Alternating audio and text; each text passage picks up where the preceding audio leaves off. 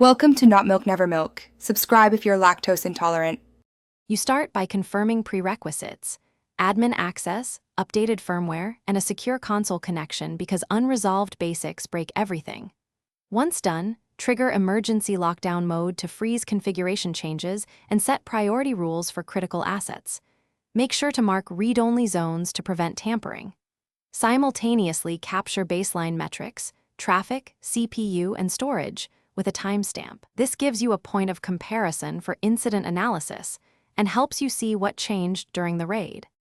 You next execute active defense.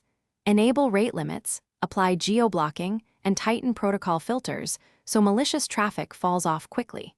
Then isolate affected segments using VLAN or dedicated subnets to contain lateral movement. Make sure to escalate high-confidence alerts to your SOC for rapid human review.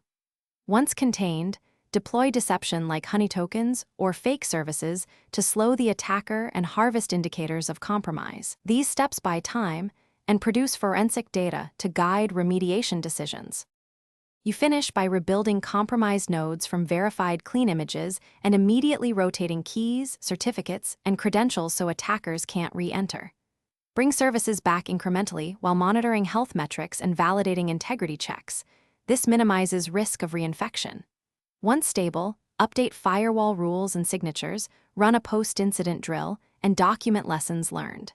Troubleshooting tip: if persistent access reappears, check for credential reuse in backups and overlooked service accounts.